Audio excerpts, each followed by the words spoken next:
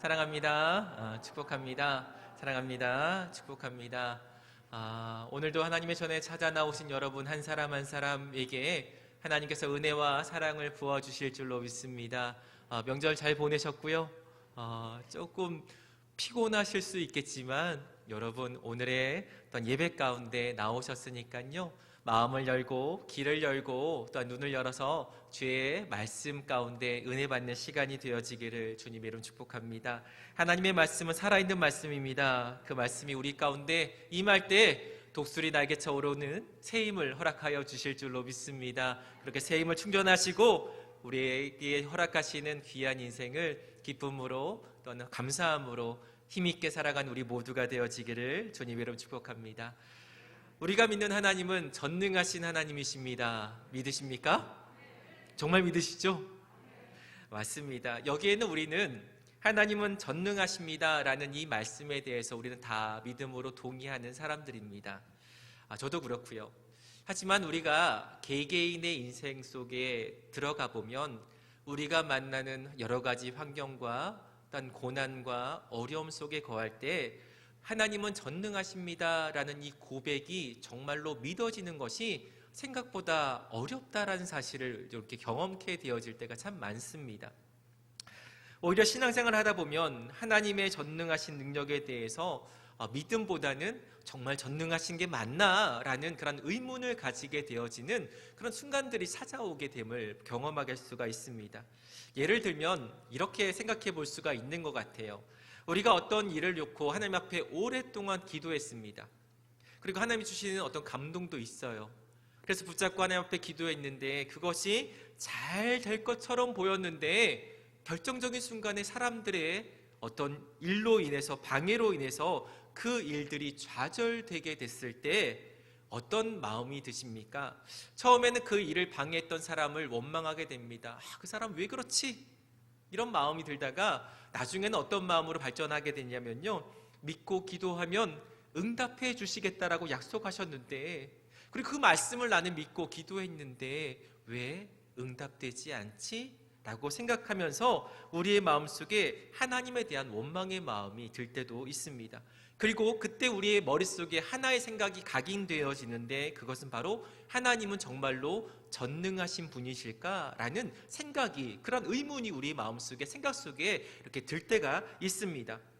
이런 일들이 그냥 한 번으로 끝나면 참 좋을 것 같은데 우리들의 삶은 한 번으로 끝나는 것이 아니라 그것이 두 번, 세 번 반복하게 되어지면 이러한 생각이 그냥 생각으로 머무는 것이 아니라 나도 모르게 그것이 하나의 확신으로 자리 잡는 것을 보게 되어집니다. 기도해도 안 되는데, 혹시 이런 고백해 보신 적 있습니까? 기도해도 안 되는데 정말 전능하신 하나님은 그냥 성경 속에 있는 하나님이시지 내 삶 속에는 그 하나님은 전능하신 하나님이 아닌 것 같아 라는 그런 생각들로 확신으로 우리의 마음속에 자리 잡을 때가 있음을 보게 되어집니다. 여러분, 이런 상태에 놓이게 되면요, 어떤 일이 있어도 기도하지 않게 됩니다. 하나님을 의지하지도 않고요, 믿음을 사용하지도 않습니다. 오히려 눈에 보여지는 사람이나 환경을 의지하는 것이 더 낫고 더 빠를 수 있다라는 그런 확신을 가지게 되어지는 우리들의 모습을 종종 보게 된다라는 것입니다.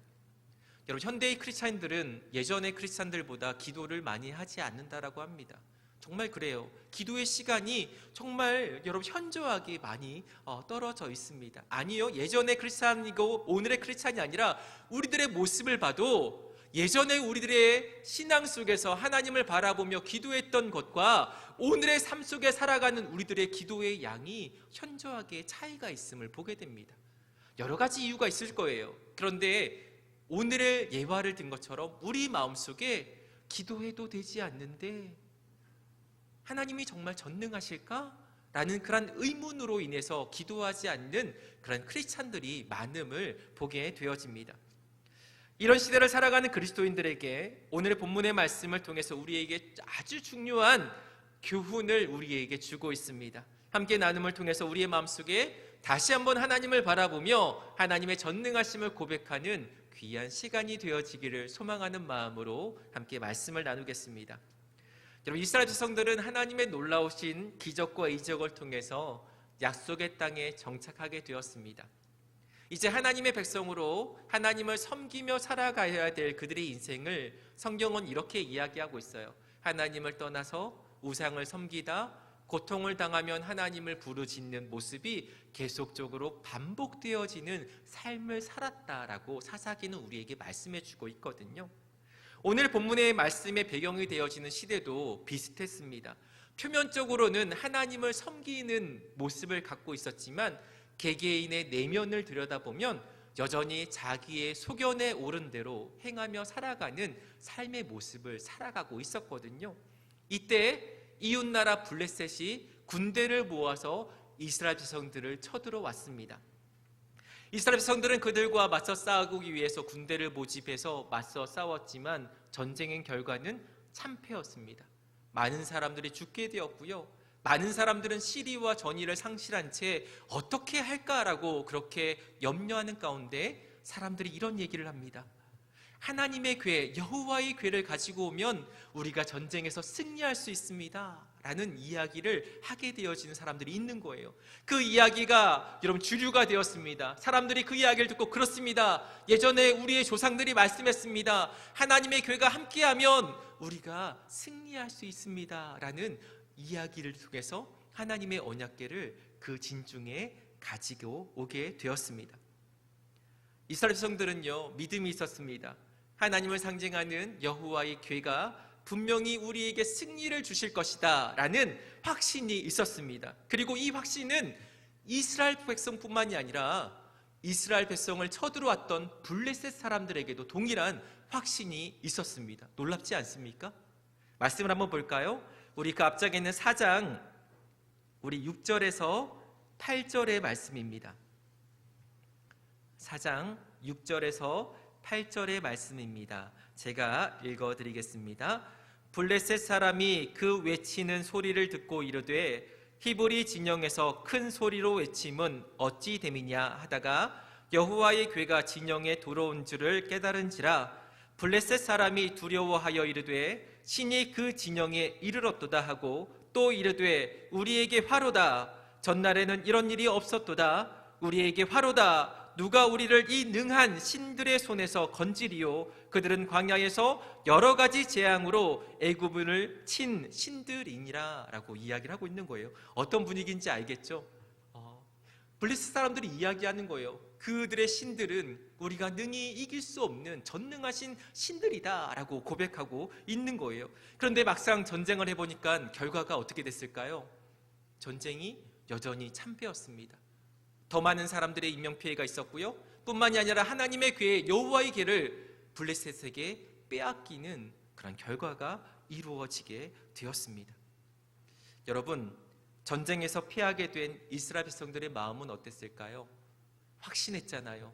하나님의 궤가, 여호와의 궤가 우리 안에 함께한다면 분명하게 승리할 수 있다라고 생각했던 그들. 그런데 결과가 그렇지 않았어요. 하나님의 궤에 맞춰도 빼앗기게 됐을 때 이스라엘 백성들의 마음속에는 어떠한 마음이 들었을까요? 그들은 전쟁에 패한 것도 큰 충격이었지만 하나님을 상징하는 여호와의 궤를 빼앗겼다라는 것은 큰 충격이었습니다. 이 당시에 많은 사람들은요, 하나님의 궤를 귀하게 생각했습니다. 하나님의 궤, 하나님은 전쟁의 신으로 생각했거든요. 왜냐하면 그들은 출애굽하면서 가나안 땅에 정착하는 그 모든 과정 가운데 전쟁을 통해서 승리하면서 들어왔거든요. 그러니까 이스라엘 백성뿐만이 아니라 많은 그 지역의 사람들은 하나님은, 여호와는 전쟁에 능하신 신이라는 생각들을 가지고 있었습니다. 그리고 이 당시의 전쟁은 단순히 나라와 나라와의 전쟁이 아니었습니다.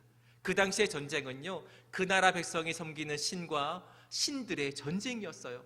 전쟁에 승리하면 누가 더 강한 걸까요? 그 나라 신이 강한 거예요. 그래서 승리했다라는 이야기를 하는 거예요. 그런데 전쟁에 능하신 하나님의 궤가 그들 가운데 들어왔음에도 불구하고 전쟁에 패했으니 이스라엘 백성들은 얼마나 시리의 좌절에 여러분 처했을 것이고, 반면에 블레셋 사람들은 얼마나 기고만장했을까요?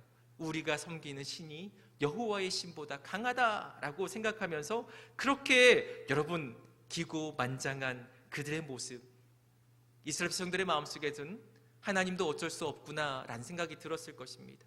그들이 어렸을 때부터 들었던 하나님에 대한 수많은 이야기가 그냥 이야기에 불과하구나라는 생각들이 들 찰나에 하나님은 놀라운 일들을 이루어 가십니다.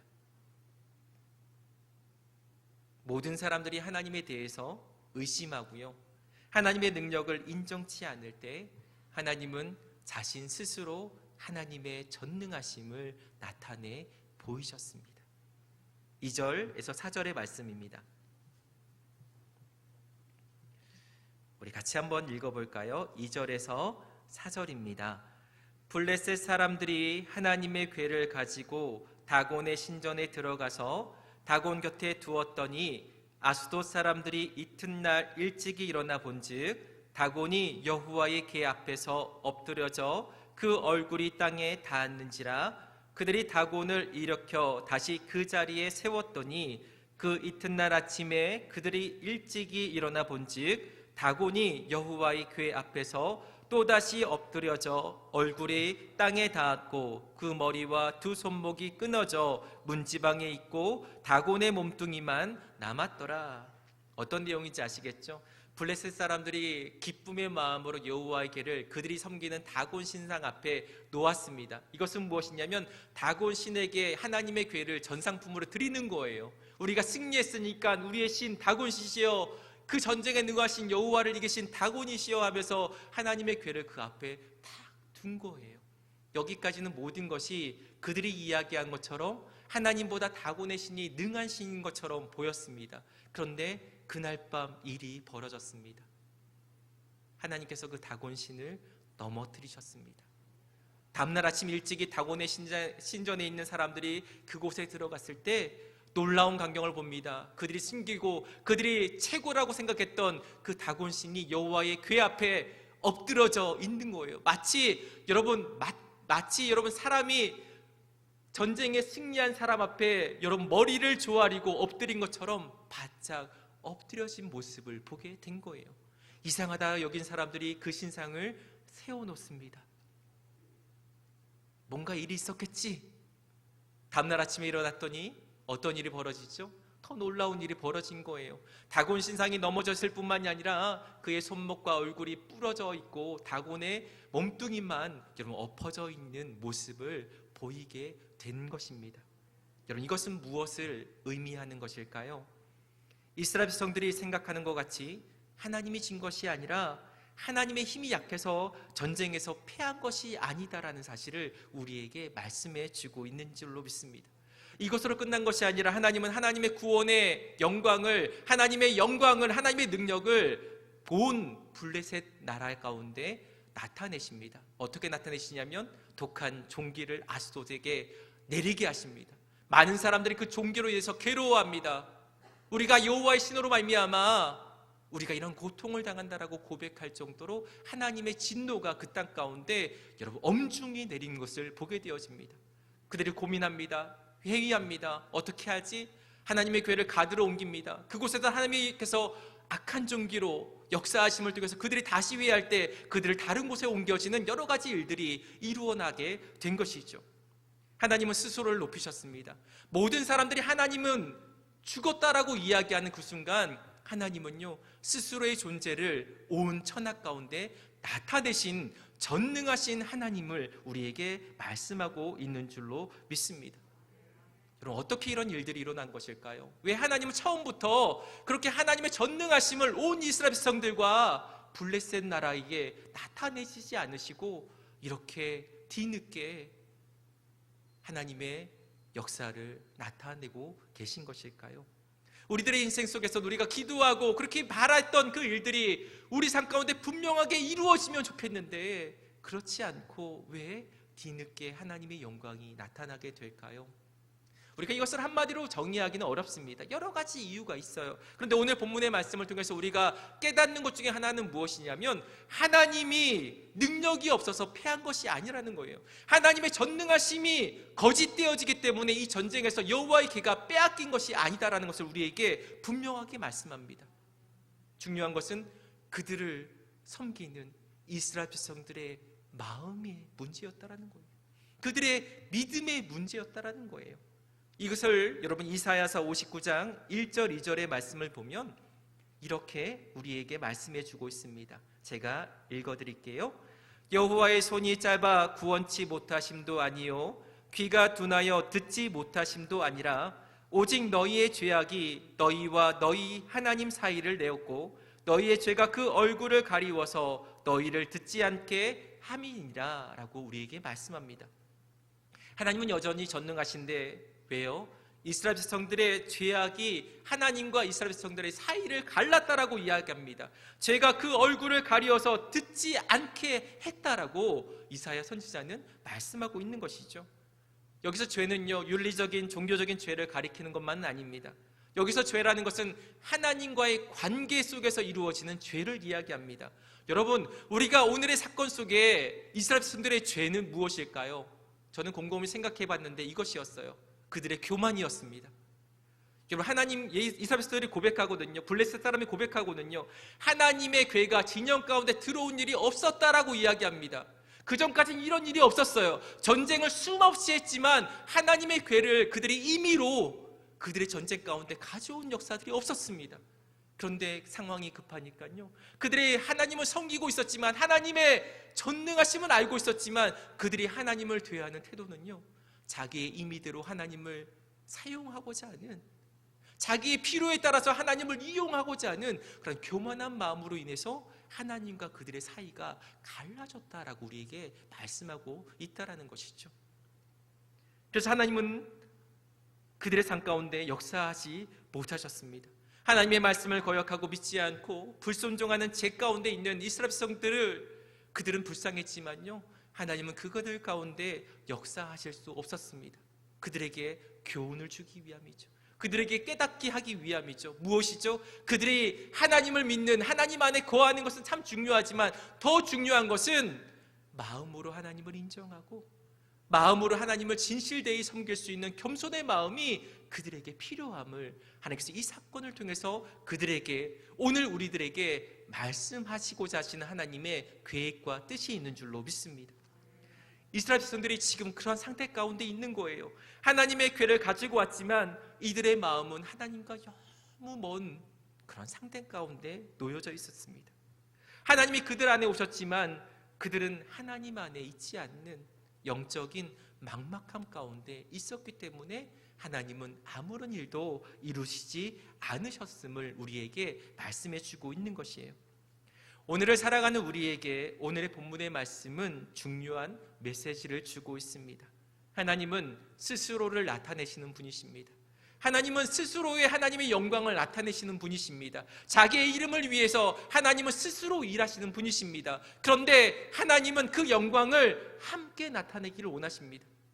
하나님 스스로도 하나님의 영광을 나타내기 원하시지만 하나님은 오늘도 하나님을 믿는 믿음의 사람을 통하여서 하나님의 구원의 역사를, 하나님의 전능하심을 세상 가운데, 우리 가운데 나타내기를 원하시는 하나님의 마음이 있는 줄로 믿습니다. 하나님은요, 살아계신 분이십니다. 오늘도 하나님을 의지하고 그분의 전능하심을 믿고 주님 앞에 나아가 간구하는 자들에게 하나님의 구원의 은혜를 날마다 경험하게 하시는 능력의 하나님, 좋으신 하나님인 줄로 믿습니다. 항상 문제는 우리에게 있어요. 항상 문제는요, 우리의 마음에 있습니다. 하나님, 우리의 마음이 정결하기 원하십니다. 우리의 마음이 두 마음이 아니라 한 마음이 되기를 원하십니다. 우리의 마음이 상황에 따라서 하나님을 이랬다 저랬다 하는 것이 아니라 우리의 상황과 우리의 여건과 상관없이 전능하시는 하나님을 믿는 믿음 안에서 그렇게 올바로 세워져 가기를 하나님은 원하실 줄로 믿습니다. 하나님은 오늘 우리에게 도전하고 있습니다. 전능하신 하나님에 대한 믿음을 가지라고 우리에게 말씀하고 계신 줄로 믿습니다. 우리에게는 실패의 경험이 있습니다. 좌절의 경험이 있습니다. 하나님께 믿었는데도 되지 않았다라는 그런 상처들의 마음이 있습니다. 여러분, 그것을 극복하기를 원하시는 줄로 믿습니다.